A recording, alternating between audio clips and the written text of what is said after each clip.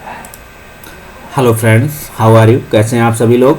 हम लोग बात कर रहे थे एनसीईआरटी के सेक्शन के अंतर्गत क्लास 10th की पाठ्य पुस्तक लोकतांत्रिक राजनीति भाग 2, इसे हम पॉलिटी सेक्शन के अंतर्गत रखेंगे। और हम लोग इसके चैप्टर 6 पे थे और देख रहे थे कि राजनीतिक दल क्या होते हैं। तो हम लोग इसके 5 पार्ट कंप्लीट कर चुके हैं। हम लोग अब इसके 6ठे पार्ट की ओर बढ़ रहे हैं। तो देख सकते हैं, सबसे पहले हम जानेंगे कि ये किताब हमें क्यों पढ़नी चाहिए। तो लगभग हम लोग ये चर्चा हर वीडियो में करते आए हैं। अगर आप देखते हैं कि अगर आप एनसीईआरटी पढ़ रहे हैं तो आप UPSC, UCSC, UPPCS, other state PCS exam, pre cum mains के हिसाब से वनडे एग्ज़ाम जो अगर देते हैं तो इनके जो बेसिक्स हैं वो क्लियर होंगे। कहीं ना कहीं मेंस आंसर राइटिंग में आपको फ़ायदा करेगा।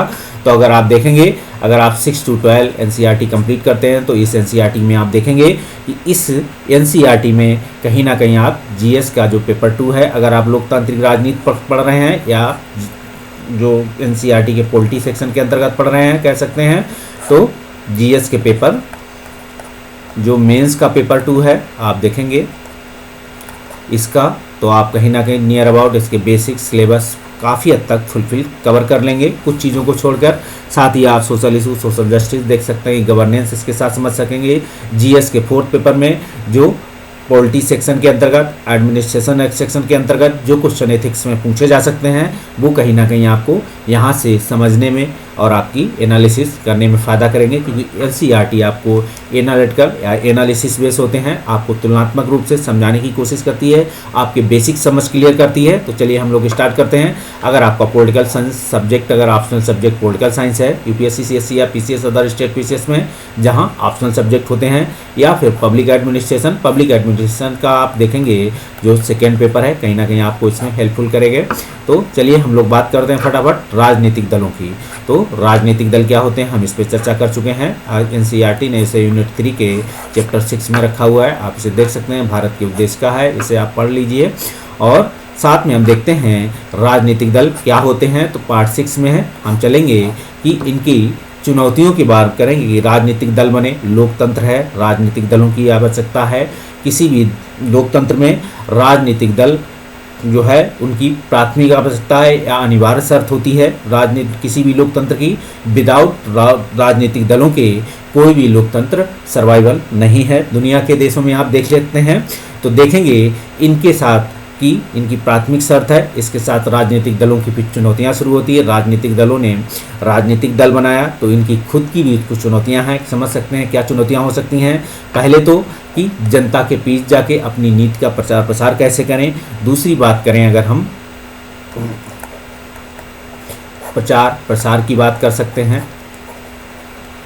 दूसरी पॉइंट की बात करें अगर हम कि अपनी मेंबर या अपनी पार्टी का जनाधार बढ़ाना, ये फिर देख सकते हैं कि सत्ता को कैसे हासिल करें ये, ठीक है, क्योंकि लोकतंत्र में वोट देंगे जनता अपने, तो देखेंगे सत्ता के लिए और भी अन्य चीज़ें हैं। और तीसरी चुनौती है कि अगर राजनीतिक दल है तो अपने लिए काम करे कि लोगों के लिए काम करे या सरकार के लिए काम करे या देश के लिए काम करें। राजनीतिक दलों के लिए सबसे बड़ी चुनौती तो यही है मुख्य रूप से कि वो अपने लिए काम करें, कि हम सरकार बना के अपने लिए काम करें, कि जनता के लिए काम करें, कि देश के लिए काम करें। ये लोकतंत्र की आप समीक्षा में या आलोचना में ये पॉइंट दे सकते हैं। तो राजनीतिक दलों के लिए आप देखेंगे चुनौतियां क्या क्या हैं, तो आपको चुनौतियां हमने दिखाई। तो देखेंगे तो लोकतंत्र, राष्ट्रवाद में जो देख सकते हैं कि एक चुनौती है, ये भी चुनौतियां हैं, तो राजनीतिक दलों के लिए भी चुनौतियां हैं। तो देखेंगे लोकतंत्र के कामकाज के लिए राजनीतिक पार्टियां कितनी महत्वपूर्ण हैं। आप देख सकते हैं कि किसी भी लोकतंत्र में कामकाज के लिए पहली शर्त होती है कि विदाउट इनके लोकतंत्र सर्वाइवल नहीं है। आप चाइना देख सकते हैं, एक दलीय व्यवस्था है, पोलित ब्यूरो है, क्या लोकतंत्र कहते हैं। चाइना अपने आप को लोकतंत्र कहता है लेकिन वास्तविक लोकतंत्र नहीं है। देख सकते हैं क्योंकि वहाँ दूसरे दलों की वहाँ जो है चुनाव लड़ने या दल बनाने की जो है अनुमति नहीं है। देखेंगे चूँकि दल ही लोकतंत्र का सबसे ज़्यादा प्रकट रूप है। किसी भी लोकतंत्र का जो उभार होता है वो राजनीतिक दलों द्वारा देखा जा सकता है। तो जिसे कहते हैं, चूँकि दल की जो है लोकतंत्र का ही क्या है, सबसे ज़्यादा प्रकट रूप है। आप देखेंगे कोई भी दल अगर लोकतंत्र जहाँ दिखेगा वहाँ पार्टी सिस्टम दिखाई पड़ेगा। लोकतंत्र का मतलब कि वहाँ पार्टियाँ चुनाव लड़ रही हैं, आपके बीच प्रचार प्रसार कर रही हैं, तो लोकतंत्र है। आप देखेंगे वो लोकतंत्र की विशेषता क्या है, संघात्मक है, संसाधनात्मक है, वो अलग चीज़ है। तो देखेंगे इसलिए स्वाभाविक है कि लोकतंत्र के कामकाज की गड़बड़ियों के लिए लोग क्या करें, राजनीतिक दलों को ही दोषी ठहराते हैं। आप इन्हें भी देखेंगे कि जब भी किसी लोकतंत्र में आप देखेंगे क्या होगा, सरकार ने कोई काम सरकार से किया है, कोई नीति गलत हो गई या कोई कानून बनाया उसमें कुछ कमियां रह गई, तो लोग क्या करते हैं, सरकार या राजनीतिक दल की इस पार्टी ने ही अपने हित में काम किया है, देश हित में काम नहीं किया है, तो लोग किसको, राजनीतिक दलों को ही ठहराएंगे। दूसरा, अगर कोई विपक्ष की पार्टी है राजनीतिक दल के रूप में, अगर किसी नीति का प्रचार प्रसार इस तरीके से कर रही होती है जो देश हित में नहीं है, इथिकल रूप से सही नहीं है, संविधान के विरुद्ध है, तब भी लोग कहेंगे क्या है, ये राजनीतिक दल दोषी है, इसकी जो पार्टी का एजेंडा है वो गलत है। तो हम देखेंगे पूरी दुनिया में लोग इस बात से नाराज रहते हैं कि राजनीतिक दल अपना काम ठीक ढंग से नहीं करते हैं।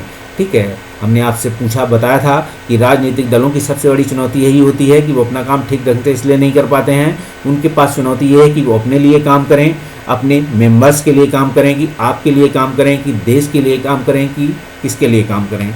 तो हमारे लोकतंत्र के साथ भी यही बात लागू होती है।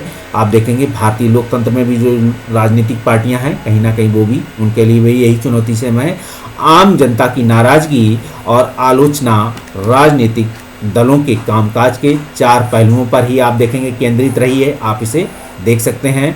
लोकतंत्र के प्रभावी उपकरण बने रहने के लिए राजनीतिक दलों का इन चुनौतियों का सामना करना चाहिए और इस पर जीत हासिल करनी चाहिए। तो आप देखेंगे दलों के कामकाज के 4 पहलुओं पर ही केंद्रित रही हैं। तो लोकतंत्र का प्रभाव उपकरण बने रहने के लिए कौन कौन से इनके प्रभाव होंगे या पहलू हैं, तो राजनीतिक दलों का इन चुनौतियों का सामना करना चाहिए और जीत हासिल करनी चाहिए।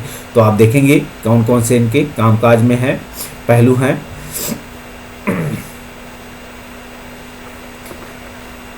ये आप इस चित्र को देख सकते हैं कि दल है, महिलाओं को पर्याप्त टिकट क्यों नहीं देते हैं राजनीतिक दल, इसका आंतरिक लोकतंत्र में क्या कमी है। तो लोकतंत्र में आप देखेंगे राजनीतिक दलों की ये भी एक चुनौती है। आप देखेंगे बर्लुस्कोनी, ये इनका नाम सुना होगा, इटली के ये प्रधानमंत्री थे, इटली के बड़े व्यवसायियों में इनका नाम गिना जाता है। 1993 में गठित फोर्जा इतालिया के नेता थे। इन्होंने एक गठित पार्टी की, फोर्जा इतालिया के नेता, उनकी कंपनी कई टीवी चैनल और सबसे महत्वपूर्ण प्रकाशन गृह कह सकते हैं जिसे, तो एक फुटबॉल क्लब, एसी मिलान और बैंक के मालिक है।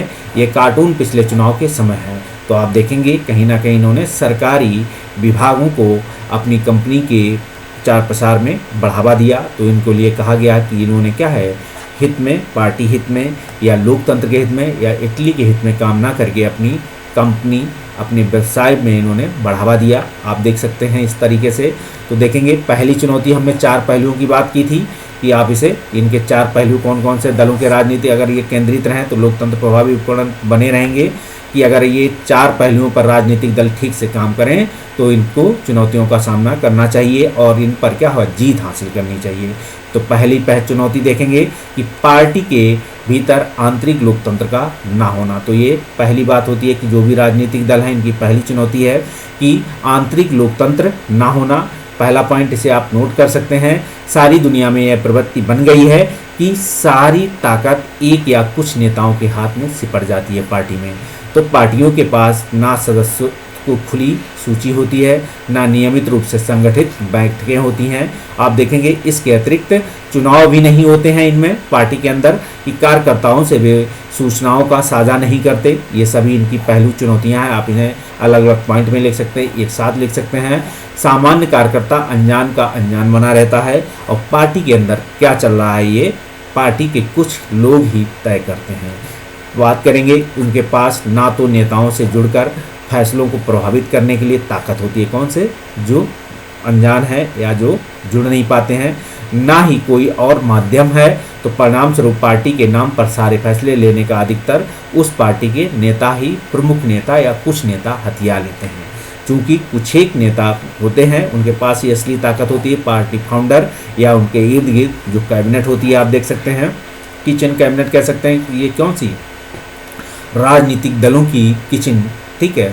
तो देख सकते हैं, इसलिए जो उनसे असहमत होते हैं उनका पार्टी के टिकट जो है टिके रह पाना मुश्किल होता है। आप देखेंगे पार्टी के सिद्धांतों और नीतियों से निष्ठा की जगह नेता से निष्ठा ही ज़्यादा महत्वपूर्ण बन जाती है। इसीलिए कहते हैं क्या कि राजनीति, इसीलिए लोग पसंद नहीं करते हैं कि राजनीति में क्या है, चापलूसी है। लोग एक दूसरे की बुराई करके अपने आप को सही साबित करना चाहते हैं। तो पार्टी के सिद्धांतों और नीतियों से निष्ठा की जगह जो क्या करेंगे, निष्ठा की जगह नेता से निष्ठा जोड़ लेते हैं कि पार्टी की जो नीतियों की निष्ठा है उससे उन्हें कोई मतलब नहीं है, नेता की निष्ठा से मतलब है। आप देखेंगे और ज़्यादा महत्वपूर्ण ये बन जाती है। अब हम बात करेंगे इसकी दूसरी चुनौती। तो देखेंगे पहली चुनौती से जुड़ी हुई है वंशवाद की चुनौती।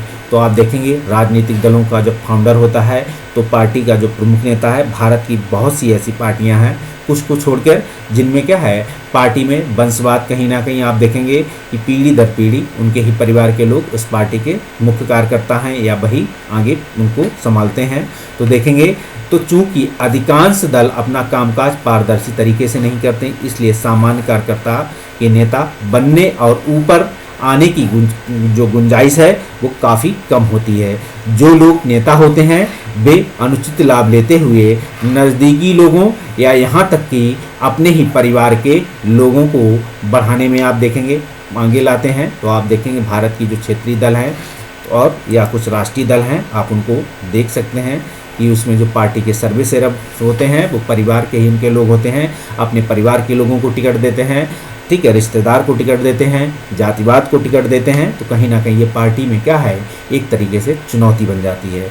आप देख सकते हैं अनेक दलों में ऐसे हैं, शीर्ष पद हैं, पर हमेशा से ही एक क्या होगा, एक ही परिवार के लोग आते हैं। आप इसे देखेंगे, यह दल के अन्य सदस्यों के साथ भी अन्याय है, तो आप इसे भी देखेंगे।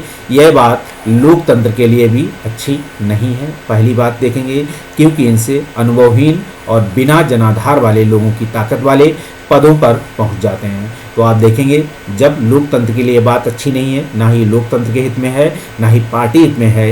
इसमें भी जब ऐसी स्थिति आती है, जब वंशवाद बढ़ता है तो अनुभवहीन बिना जनाधार, तो भारत के ऐसे बहुत सारे पार्टी लीडर्स हैं जिसमें वंशवाद के आधार पर उन्हें पार्टी की सत्ता प्राप्त हुई है और पार्टी की सत्ता प्राप्त होने के बाद वो पार्टी को आगे ले जाने में सक्षम नहीं हो पा रहे हैं। बहुत सारी पार्टियों को देख सकते हैं। यही प्रवृत्ति आप देखेंगे कुछ प्राचीन लोकतांत्रिक देशों और सहित कमोबेश पूरी दुनिया में भी आपको दिखाई पड़ेगा। तो कम दिखाई पड़ेगा जहाँ क्या है, जहाँ आप इसे देख सकते हैं वंशवाद के रूप में। अब हम देखेंगे पार्टी की पहलुओं पर तीसरी चुनौती। तो तीसरी चुनौती के रूप में देखेंगे कि खासकर चुनाव के समय पैसा और अपराधी तत्वों की बढ़ती घुसपैठ की। तो ये तीसरी चुनौती है, आप इसे देखेंगे।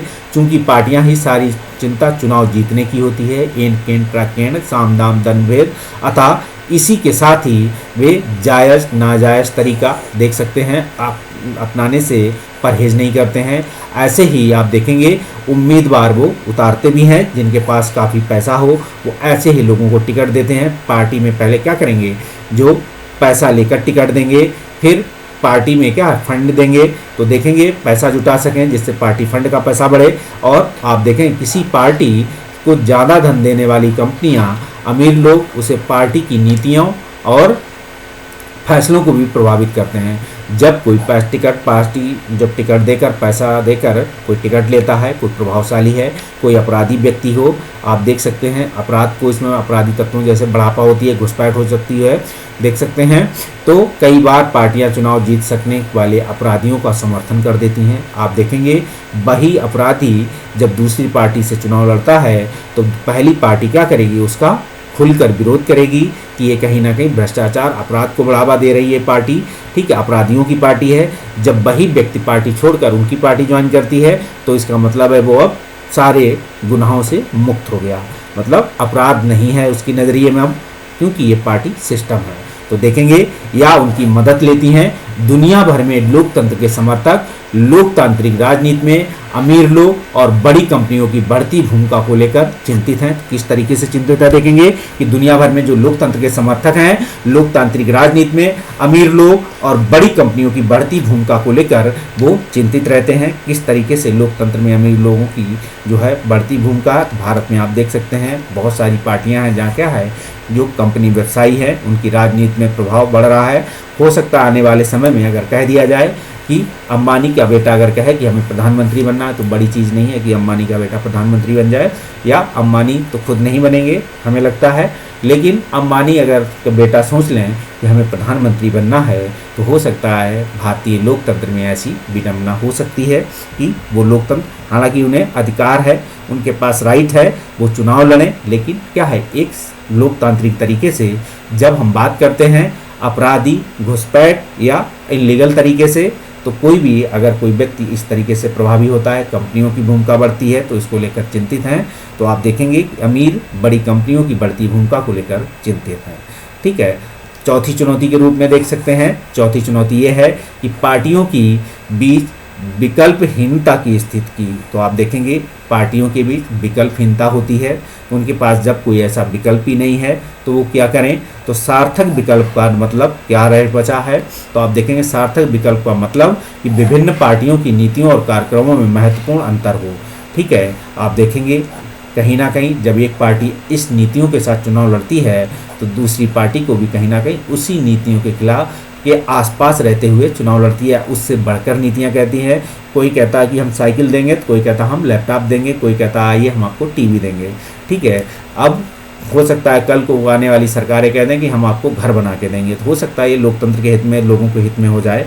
कोई ऐसी पार्टी आए सरकार देश में कि हम आपको एक एक घर बना के देंगे जिनके पास घर नहीं है।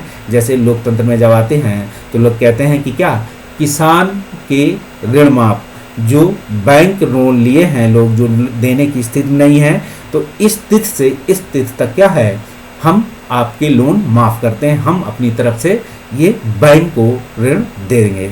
तो क्या करते हैं, इसीलिए आप देखेंगे कहीं ना कहीं भारत में जो है बैंक लोन की स्थिति में आप देखेंगे कहीं ना कहीं जो है बढ़ता चला जाता है लोन, लोग देते नहीं हैं कि उन्हें याद रहता है कि कोई तो सरकार आएगी एक दिन जो हमारे लोन को क्या करेगी, माफ़ कर देगी। तो कोई सरकार के इंतज़ार में बैठे बैठे आप देखेंगे भारतीय अर्थव्यवस्था का एक विकल्प तैयार हो जाता है लोन के रूप में। फिजिकल डिस्ट्रिक्ट देख सकते हैं घाटा, तो कहीं ना कहीं आप इसको देखेंगे। इसके साथ ही आप देखेंगे कोई ऐसी नीति कि आने वाली पार्टी कहे कि हम ये आपको देंगे तो दूसरी पार्टी कहेगी हम आपको ये देंगे।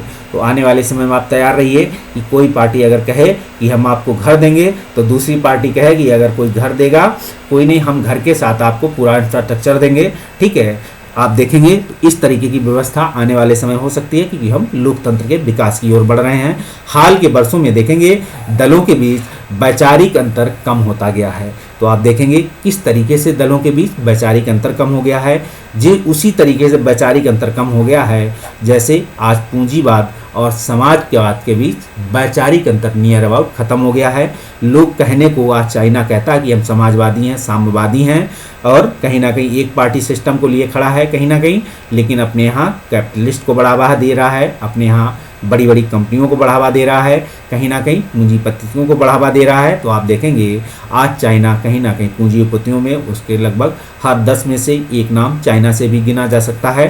तो कहीं ना कहीं आप देखेंगे इसी तरीके से आप समाजवाद में रसिया को भी देख सकते हैं। कहीं ना कहीं समाजवाद अब कहीं ना कहीं वेलफेयर स्टेट के साथ क्या हुआ है कि वहाँ पूंजीपतियों को भी बढ़ावा हुआ, व्यावसायिक रूप से बढ़ावा, उन्होंने भी अपनी नीतियों में अंतर किया है। इसी के साथ आप अमेरिका चले जाइए तो अमेरिका अब प्योर कैपिटलिस्ट नहीं रहा है पूंजीपति। तो आप देखेंगे पूंजी जिसे कहते हैं तो जिसे पूंजीवाद कह सकते हैं, ठीक है, कैपिटलिज्म कह सकते हैं, सोशलिज्म कह सकते हैं, अलग चीज़ है। तो आप देखेंगे उसने भी वेलफेयर स्टेट की संकल्पना को अपना लिया है अपने यहाँ लोगों के लिए। तो आप देख सकते हैं कि वो भी लोगों को अगर घर नहीं है, घर अगर कोई बेरोजगार है तो उसको क्या करेगा, उसको पैसे देगा, आप खाने पीने को देगा, बहुत सारी चीज़ें सुविधाएं। तो वेलफेयर स्टेटमेंट की संकल्पना स्वास्थ्य को लेकर, अन्य सुरक्षा को लेकर, ये सभी चीज़ों को लेकर आज अमेरिका भी अपने लोगों को बढ़ावा दे रहा है वेलफेयर स्टेट के रूप में। तो इसी तरीके से देख सकते हैं कि राजनीतिक दल की जो नीतियां हैं, उनके जो आइडियोलॉजी है, उसकी आइडियोलॉजी में भी लगातार बदलाव हो रहा है। ये बदलाव आप देखेंगे कि बदलाव होते हुए लोग समझ नहीं पाते हैं कि इस पार्टी की अब मुख्य नीति क्या बची है, क्योंकि अगर कोई विकल्प ऐसा है, किसी ने किसी एक आपके क्षेत्र में किसी अपराधी को उतारा है, देख सकते हैं, या किसी ने किसी एक ऐसा एनालिसिस किया हुआ है अपनी पार्टी सिस्टम में कि आपके यहाँ की कौन कौन से जात के फैक्टर हैं या धर्म का फैक्टर है, तो उस फैक्टर के हिसाब से क्या होगा, पार्टी टिकट देती है तो दूसरी पार्टियां भी उसी विकल्प को अपनाना शुरू कर देती हैं, वो भी उसी एनालिसिस को करेंगी। इसी तरीके से चुनावी एजेंडे के संदर्भ में आप देखेंगे कि पार्टियां नियर अबाउट वैचारिक अंतर समाप्त हो जाता है। इस तरीके से चुनाव में कहीं ना कहीं हल्ला बोल की रणनीति, एन केन प्राकेण साम दाम दंड भेद की नीति अपनाई गई है। तो यह प्रवृत्ति दुनिया भर में आपको दिखाई पड़ेगी, जैसे ब्रिटेन की लेबर पार्टी और कंजर्वेटिव पार्टी के बीच बड़ा कम अंतर रह गया है, दोनों दल बुनियादी मसलों पर सहमत हैं। तो देखेंगे लेबर पार्टी आप देख सकते हैं, जब भारत औपनिवेशिक शासन के क्रम में था, जब लेबर पार्टी आती थी तो भारत के नेताओं को लगता था कि अब शायद देश स्वतंत्र हो जाएगा, क्योंकि ये लिबरल थे। कंजर्वेटिव मतलब थे मोनो, जैसे भारत में आज राष्ट्रवाद को सांस्कृतिक राष्ट्रवाद से जोड़ा जाता है, इसी तरीके से कंजर्वेटिव पार्टी के रूप में आप देख सकते हैं। कंजर पार्टी आती थी, कहीं ना कहीं नीतियाँ सख्त हो जाती थी ब्रिटेन के लोगों के हित में, कहीं ना कहीं तो लोगों को लगता था ये हमारे हित में काम नहीं करेगी। दोनों ही पार्टियों की पहले विचारधाराओं में बहुत बड़ा अंतर था, लेकिन अब बुनियादी मसलों पे लगभग दोनों लोग सहमत हो चुके हैं, दोनों पार्टियां। और आप देखेंगे इनके साथ ही उनके बीच अंतर सब बस ब्यौरों का रह गया, मतलब कुछ आंकड़ों का रह गया कि ये अंतर है हमारे पास, हमने ये किया, आपने ये किया, हमारी विचारधारा की मुख्य नीतियाँ ये हैं। आप देखेंगे नीतियाँ कैसे बनाई जाएं और उन्हें कैसे लागू किया जाए, ये भी आप देखेंगे। अपने देश में भी सभी बड़ी पार्टियों के बीच आप देखेंगे आर्थिक मसलों पर बड़ा कम अंतर आपको दिखाई पड़ेगा। भारत में भी आपको देखेंगे इसी तरीके के आपको अंतर कम दिखाई पड़ेंगे, जो लोग इसे अलग नीतियाँ चाहते हैं। आप देखेंगे कांग्रेस का नाम ले सकते हैं, दो ही पार्टियां मेन हैं, ठीक है, इनके बिना सरकार देश में नहीं बनती है, या बीजेपी नाम ले सकते हैं, भारतीय जनता दल, ठीक है, तो बीजेपी लिख सकते हैं। तो देखेंगे दोनों ही पार्टियों, एक समाजवाद की तरफ बढ़ रही है, दूसरा पूंजीवादी विचारधारा की पार्टी है। देख सकते हैं ये शहरों की तरफ है, पहले ये पार्टी क्या थी, पहले शहरों की पार्टी थी। कांग्रेस गांव-गांव आप देख सकते हैं इनके मुख्य शाखाएं थी, विंग थे, लेकिन वर्तमान समय में अपनी ही बीजेपी ने अपनी विचारधारा में बदलाव लाए। इन्होंने भी क्या है, शहर के साथ साथ गांव की तरफ पलायन किया। ये काम आप देखेंगे अटल बिहारी वाजपेयी के समय से शुरू हो चुका था और उससे पहले भी। तो धीरे धीरे इन्होंने क्या किया, शहर से गांव की तरफ प्रस्थान किया। कहीं ना कहीं कौन से, जो एक पूरा नाम सुना होगा आपने, पूरा, तो पूरा ये मिशन था किनका, अपने जो राष्ट्रपति थे APJ अब्दुल कलाम की, शहर से गांव की तरफ जो इंफ्रास्ट्रक्चर बढ़ाया जाए, जो शहरों में है वो कहीं ना कहीं गांव को दे दिया जाए, उसी तरीके का डेवलपमेंट। तो आप देखेंगे कहीं ना कहीं इसी तरीके से बीजेपी और कांग्रेस दोनों पार्टियां आज इस चीज़ को लेकर एक तरीके से दोनों आम नीतियों को लेकर सहमत हैं कि हमें वेलफेयर स्टेटमेंट की संकल्पना, चाहे पॉलिसी, नीतियां, योजनाओं को लेकर, तो कहीं ना कहीं जो कांग्रेस कर रही थी वही बीजेपी भी कर रही है, बस बीजेपी उनके नाम बदल ले रही है, कांग्रेस उनके नाम बदल ले रही है। आप देखेंगे अब योजना आयोग हुआ करता था कभी, अब नीति आयोग है, काम वही कर रहे हैं कहीं ना कहीं, ठीक। अब पंचवर्षीय योजना खत्म कर दी थी, रोलिंग प्लान जैसे सिस्टम की 1 ईयर प्लान है, हम छोटे छोटे टुकड़ों के प्लान चलाएंगे। तो आप देखेंगे पहले भी ये नीति चली थी, आप इनको समझ सकते हैं इस संदर्भ में। आप देखेंगे उनके लिए कोई विकल्प उपलब्ध नहीं है। कई बार लोग आप देखेंगे उनके पास, लोगों के पास एकदम नया नेता चुनने का विकल्प भी नहीं रहता है कोई, क्योंकि वही थोड़े से नेता हर दल में आते जाते रहते हैं। आप देखेंगे किसी एक पार्टी ने नेता छोड़ दिया, मतलब एक नेता पार्टी ने नेता छोड़ा, तो या नेता ने पार्टी छोड़ दी, तो दूसरी पार्टी क्या करेगी, उसके पास चले जाएंगे। तो बड़े नेता कहीं ना कहीं एक पार्टी छोड़ेंगे, दूसरी पार्टी में जाएंगे। तो आप भारत में इसको बखूबी से देख सकते हैं। इसके साथ ही आगे बढ़ते हैं तो एक दलीय देश, तो आप इसको एक दलीय देश देख सकते हैं। एक दलीय देश में क्या है, व्यवसायी अमेरिका आप देख सकते हैं, उच्च न्यायालय है, और देखेंगे दोस्त और दुश्मन देख सकते हैं। ये कार्टून से निचला सदन देखेंगे और उछला सदन देखेंगे, मतलब उच्च सदन, और ये राष्ट्रपति। तो आप देखेंगे किस तरीके से क्या समझाने की कोशिश कर रहे हैं कि ये कैपिटलिस्ट व्यवसायी अमेरिका, मतलब कैपिटलिस्ट पूंजीवाद का बढ़ावा है, आइडियोलॉजी है इनकी। तो आप देखेंगे मतलब आप देखेंगे समाजवाद के ये दुश्मन कहे जा रहे हैं। उच्च न्यायालय इनका उच्चतम न्यायालय बैठा हुआ है। तो आप देखेंगे कहीं ना कहीं, या इसको और जोड़ेंगे, ये उच्चतम न्यायालय है, तो आप देखेंगे कहीं ना कहीं इनको संभाले हुए तो कौन दोस्त है कौन दुश्मन ये तय करेंगे। साथ में आप देखेंगे कहीं ना कहीं ये राष्ट्रपति साहब हैं जो, ठीक है, पूरे जो एक दलीय देश, मतलब एक राष्ट्रपति के हाथ सर्वे सर्वा है वहाँ का, तो शक्तिशाली पद है। तो आप देखेंगे इस संदर्भ में। अब हम बात करेंगे कि एक दल बदलू विधायक की सुरक्षा में तैनात। तो आप देखेंगे एक दल बदलू विधायक हैं, उनकी सुरक्षा में एक तैनात हैं कौन, एक अपने यहाँ के जो सिपाही कह सकते हैं या कोई भी देख सकते हैं दल है, आर्मी है। तो कहीं ना कहीं अगर ये दल ना बदल ले, इसलिए कि पार्टी ना टूट जाए, तो दल बदलू विधायकों को सुरक्षा में तैनात किया जाता है। दूसरे को आप देखेंगे कि पहले से ही धनकुबेर हैं, चुनाव क्यों लड़ना चाहते हो, ये क्या है, एक कलेक्ट्रेट ऑफिस में गए हुए हैं। तो कलेक्ट्रेट ऑफिस में क्या करेंगे, अपना चुनावी पर्चा दाखिल करेंगे। तो कुछ समर्थकों के साथ जाएंगे, क्योंकि उसके लिए भी कुछ समर्थक चाहिए होंगे, कुछ लीगल राशि चाहिए होगी, कुछ लीगल डॉक्यूमेंट चाहिए होंगे आपके पास, आप क्या क्या किए हैं, कहाँ से आए हैं, ठीक है, निवासी है नहीं, सारे प्रमाण पत्र आपको देने पड़ेंगे जब आप चुनाव लड़ेंगे। तो आप देखेंगे कितना पैसा आपके पास, पैसा का मतलब आप कितनी आय रखते हैं। इसके बाद चुनाव जीतने के बाद कहीं आप कहाँ से आय लाए तो आपसे पूछ लिया जाएगा इसी एनालिसिस के साथ। तो आप देखेंगे कि धनकुबेर को आपसे पूछ रहे हैं कि आप चुनाव ही क्यों लड़ना चाह रहे हैं जब आपके पास 50 करोड़ रुपए है, ठीक है। तो लोकतंत्र में सभी को चुनाव लड़ने का हक है। पूछ रखते हैं कि जब आपके पास इतना पैसा है, मतलब एक व्यंग है कि आखिर आपको पैसा ही कमाना था, तो चुनाव के माध्यम से, क्योंकि चुनावी में जाना मतलब पैसा कमाना, तो एक व्यंग के रूप में कहा जा रहा है कि जब आपके पास पैसे इतने हैं तो आप राजनीति ज्वाइन क्यों करना चाहते हैं, क्योंकि राजनीति क्या है, एक व्यवसाय बन चुका है। आप देखेंगे कहीं ना कहीं तो पार्टी व्यवसाय के रूप में काम करती है। आप देखेंगे अधिकांश कार्टूनों में नेताओं का मजाक उड़ाया गया, हर पार्टी में मजाक उड़ाया गया है। आप इसे देख सकते हैं। आप बता सकते हैं कि इस हिस्से में वार्षिक चुनौतियां किस कार्टून से आई, इटली और अमेरिका भारत से संबंधित हैं। तो चलिए हम बात कर रहे हैं दलों को कैसे सुधारा जा सकता है।